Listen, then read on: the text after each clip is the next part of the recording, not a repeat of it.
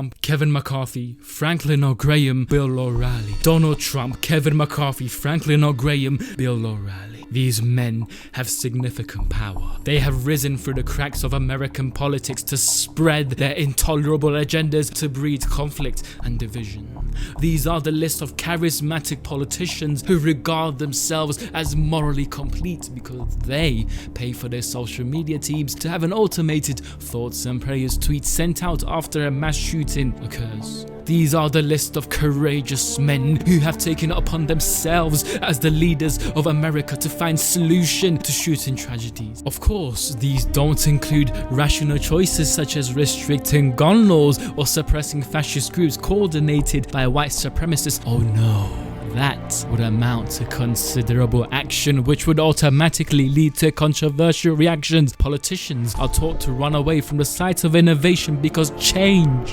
is a threat to their job position. So as they have done for the last hundreds of years, they play the blame game, and this time their victims are known as violent video games. Do not listen to these people. Do not listen to their self-serving, morally corrupt schemes designed to manipulate the average American into dehumanizing gaming. They are not educated on this subject, nor have the gaming experience or the credibility to comment on such matters that will deliberately cause partition and chaos. Chaos is an undervalued currency in politics. Politicians are investors in sheep's clothing. They rise to the top in times of conflict and struggle. Chaos equals promotion in the eyes of these men. Chaos creates fear, and in times of fear, people look for short, sudden sight of hope. Sadly, politicians have mastered the art of selling hope, but not the art of problem solving. Sadly, I look at America and see weasels deflecting accountability by blaming anyone but themselves. Sadly, our leaders swore justice but crawl back into their caves when justice is needed to be served. Let's just say, as an hypothetical, that Donald Trump's theory about violent video games was true. That the injustice caused during the El Paso shootings were as a result of violent video games. Then there's one thing left to do. I want Trump to look into the 22 victims' parents in the eye and tell them that they lost their loved one as a result of violence inflicted from Call of Duty. Tell them that their child was taken away as a result of GTA. But no, he won't. He's a coward.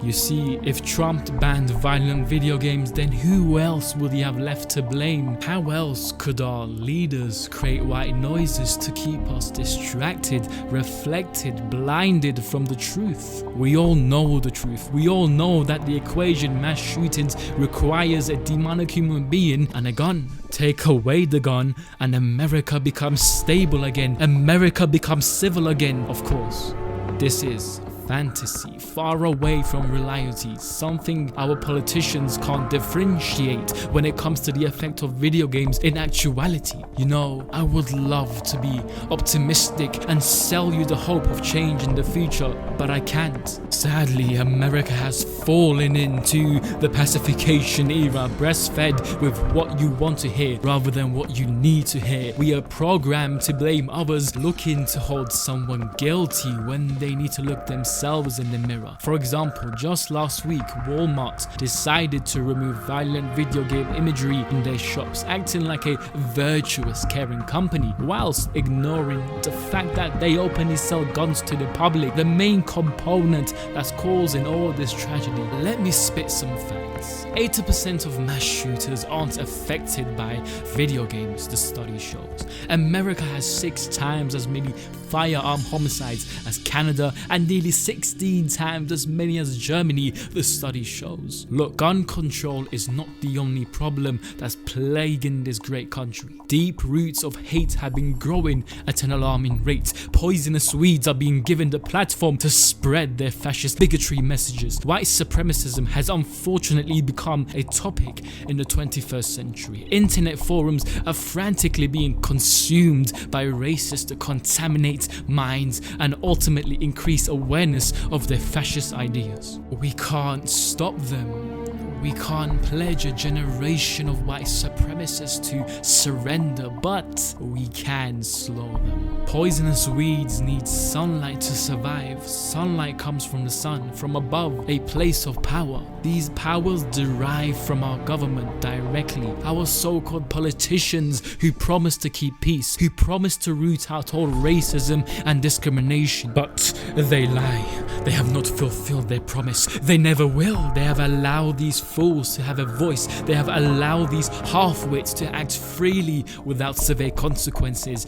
It is time we make these despicable, inhumane races afraid again, or else America will fade away into the abyss. So far, I have listed gun control and racist groups in America as part of the blame for shootings, although there is one more culprit left. The media. Yes, our beloved, reliable, trustable media. We complain about violence in video games, but not the violence shown every day in CNN, Fox, who supply us the news. We forget that media outlets feast on violent imagery just for the sake of clickbait. For example, how many times have you seen images or videos of police brutality, car crashes, stabbings, protests supplied on the internet for the sake of providing uncensored news? We put age restrictions on violence portrayed in fantasy worlds from video games, but not on actual footage from reality. The hypocrisy. Media outlets are the first ones to immortalize mass shootings to gather ratings, freely giving attention to the attacker, therefore completing his main objective. Studies have shown there's a strong correlation between the rise of aggressive behavior and the increase of violence portrayed in the social media. So get off your high horse before you start blaming Red Dead Redemption. If we truly want to blame video games for something, then go ahead, be my guest. Blame them. Blame them for their immoral use of microtransactions designed to nudge kids into forming impulsive spending habits. Condemn them for their calculating in-game designs built around the idea of gambling and loot boxes. Shame them. Shame billionaire gaming companies like Rockstar, who reportedly avoided paying tax for 10 years despite earning $42 million in tax relief. To be honest, the war against video games will never stop. I don't expect it to. But as long as I change one person's opinion, then my effort was all worth it. Be rational, don't bend to lies and stereotypes. Will you join me in this fight? In conclusion, I have nothing to say but this. But I don't want to be an emperor. That's not my business. I don't want to rule or conquer anyone. I should like to help everyone if possible. Jew, Gentile, black man, white. We all want to help one another. Human beings are like that. We want to live by each other's happiness, not by each other's misery. We don't want to hate and despise one another. In this world there's room for everyone, and the good earth is rich and can provide for everyone. The way of life can be free and beautiful, but we have lost the way. Greed has poisoned men's souls, has barricaded the world with hate, has goose-stepped us into misery and bloodshed. We have developed speed, but we have shut ourselves in. Machinery that gives abundance has left us in want. Our knowledge has made us cynical, our cleverness hard and unkind. We think too much and feel too little. More than machinery, we need humanity. More than cleverness, we need kindness and gentleness. Without these qualities, life will be violent, and all will be lost.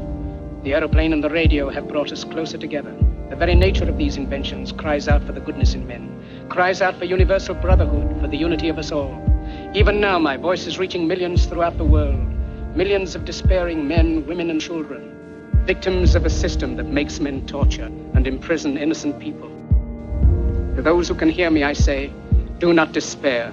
The misery that is now upon us is but the passing of greed, the bitterness of men who fear the way of human progress. The hate of men will pass, and dictators die, and the power they took from the people will return to the people. And so long as men die, liberty will never perish. Soldiers, don't give yourselves to brutes, men who despise you, enslave you, who regiment your lives, tell you what to do, what to think, and what to feel, who drill you, diet you, treat you like cattle, use you as cannon fodder. Don't give yourselves to these unnatural men with machine minds and machine hearts. You are not machines, you are not cattle, you are men. You have the love of humanity in your hearts. You don't hate, only the unloved hate, the unloved and the unnatural. Soldiers, Don't fight for slavery, fight for liberty. In the 17th chapter of St. Luke it is written, the kingdom of God is within man, not one man nor a group of men, but in all men, in you. You, the people, have the power to create machines, the power to create happiness. You, the people, have the power to make this life free and beautiful, to make this life a wonderful adventure. Then in the name of democracy, let us use that power. Let us all unite. Let us fight for a new world, a decent world, that will give men a chance to work, that will give youth a future and old age a security. By the promise of these things, brutes have risen to power, but they lie. They do not fulfill that promise. They never will. Dictators free themselves, but they enslave the people. Now let us fight to fulfill that promise. Let us fight to free the world, to do away with national barriers, to do away with greed, with hate and intolerance. Let us fight for a world of reason, a world where science and progress will lead to all men's happiness. Soldiers, in the name of democracy, let us all unite!